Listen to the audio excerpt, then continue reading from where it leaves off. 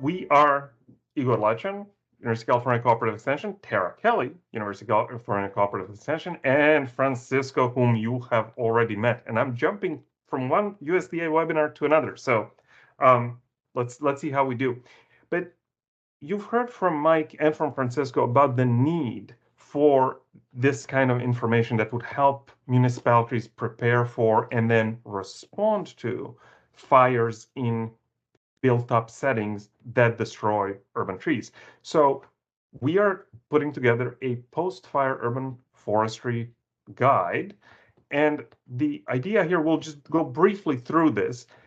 The idea is to provide procedures and processes that are involved in urban forest management after a fire with the goal of maintaining that tree canopy and ideally growing and expanding it.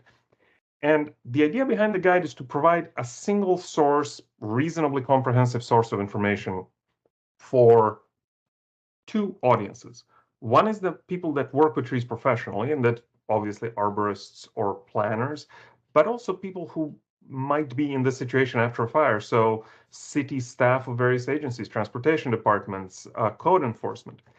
And then the other audience is the homeowners or the residents who, number one, would benefit from seeing what the process looks like, but also would get an idea of what is expected of them, what they can contribute to the process, and what they should expect from it. And again, I'll show you in more detail what the guide looks like, but I think you've heard enough about the need. The basic idea is that the fire in built-up areas is really not described well by either the wildfire framing or the structure fire framing when it comes to urban trees.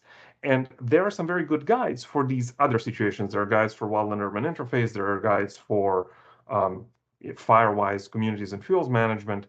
And in fact, there are guides for urban systems as well, such as that post-hurricane tree restoration guide, but there's nothing quite like what we're working on.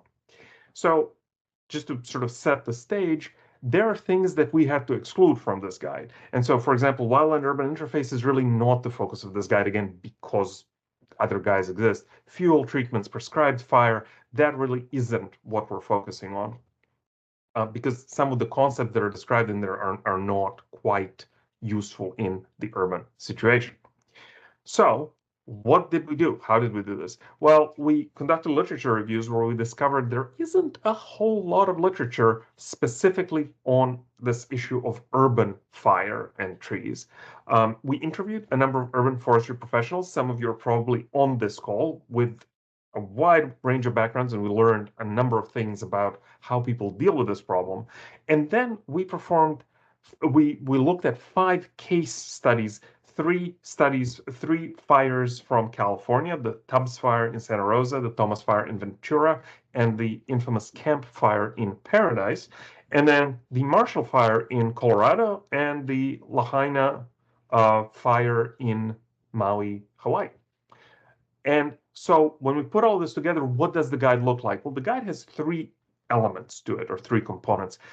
The first component is the processes, procedures, and issues, and that's really what most of the guide is about.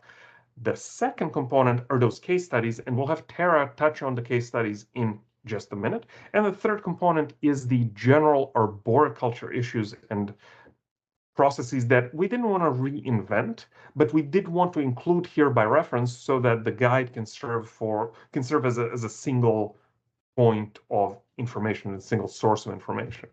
So if you look at the first element, really we talk about pre-fire planning and the importance of having inventories, knowing what you have in a fire, and you'll hear more about this from Tara. Then we go into the post-fire procedures. Cleanup turned out to be one of the things that people really wanted to know about. And then how do you work with a professional arborist, and what can you expect from a professional arborist? Assessing fire damaged trees and deciding what to do for both individuals and cities, and then restoring canopy, recovering trees, and what the processes are there as well. And then we go into the case studies. Tara will talk about those in a second.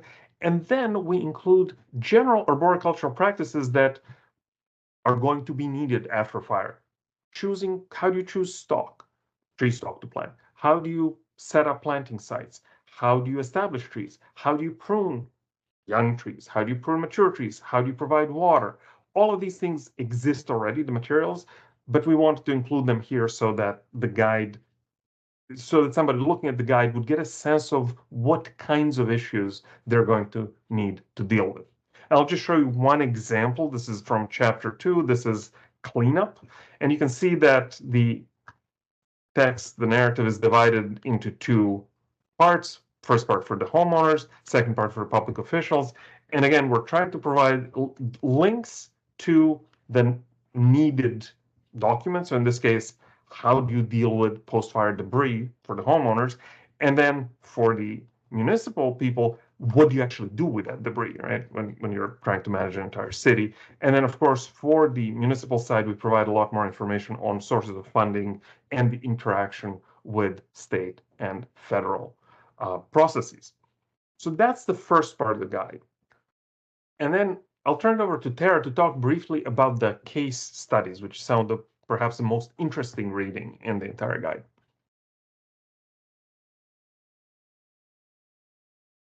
Thank you, Igor.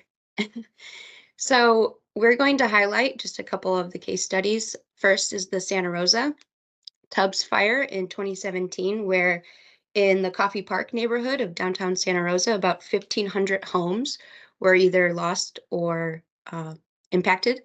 And they had no urban forester at the time, and they still do not. They were able to acquire FEMA grant money to hire a third-party arborist company who came in and removed the fire-damaged hazardous trees, but the homeowners were responsible for replanting. So they have a city ordinance that all downtown Santa Rosa homes have to have a street tree, and in order to get a building permit, you have to put your landscape design within that. And so it's sort of up to the landscape architects to choose from a city-approved street tree list. And although the third-party arborist company documented all of the trees that were removed, including the addresses, the species, and everything, there's no documentation about what was replanted. And that, next, in comparison to Ventura of the same year with the Thomas Fire, where downtown neighborhood lost about 640 homes, they have a parks manager within the Parks and Recs department who is completely responsible for removing all of the fire hazardous trees and replanting and further maintenance of all those street trees. The homeowners, they're only have to irrigate if their utilities can reach, but all maintenance is up to the parks manager. And after the Thomas Fire, there was a huge turnover within the parks department. So the current parks manager has only been working there a couple of years and has no documentation about what was removed. But there is an up-to-date tree inventory list of what was planted after the Thomas Fire. So it's sort of unclear if they are in better shape after the Thomas Fire than they were before, because there's this loss of knowledge of what was actually there. And it's just two different examples about how there's opportunity to document and understand your tree canopy before and after a fire, and how different municipalities deal with that depending on their resources. Great. Thank you very much, Tara. I will just finish us off with the sort of, this is still very much a work in progress, so we're still learning, but here's some things we've learned thus far. This has been a challenging project because post-fire arboriculture is really a challenging concept. It's a mix of all kinds of things: horticulture, urban planning, code enforcement, and hazmat. And putting all of this together in one document is challenging because there's this stupendous variety of issues. Our goal really is to, number one, orient the reader to what kinds of things they need to be paying attention to, give them an idea of what the process will look like, and then give them enough resources so they can go and get additional information, again, without, on the one hand, feeling totally overwhelmed, and on the other hand, missing important pieces in the recovery. And I think Tara highlighted very nicely some of the pieces that were missed in some of these very large fires. The case studies were very informative, but it was interesting in that they were informative in very specific ways. In other words, we learned something specific and something a little bit different in each case study. Yes, there were some cross-cutting issues that came up, and we incorporated them in the guide, but I think if we continue to look at case studies, we will see issues and concepts that we have not yet seen. So again, work in progress. Each fire is a little bit different. The challenges is one of the big challenges is that the biology of trees after fire is not very well studied for urban systems. There's some information for forests, especially for Western conifer forests, but there's not a whole lot on urban trees. So that's a challenge in science.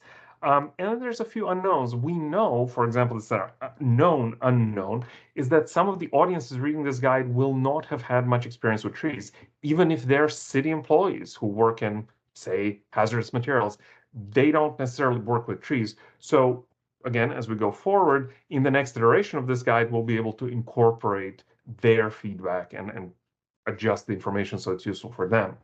But the unknown unknowns is, again, as I mentioned, by these, when we looked at the case studies, we learned something unexpected in each case study. And I suspect there are more unexpected things that we will learn from future fires as well, where we'll see additional pinch points in trying to recover urban trees after a fire. So that's all we've got. Thank you very much. That's our contact information there. And I can stop sharing and turn it back over to Heather and the other speakers.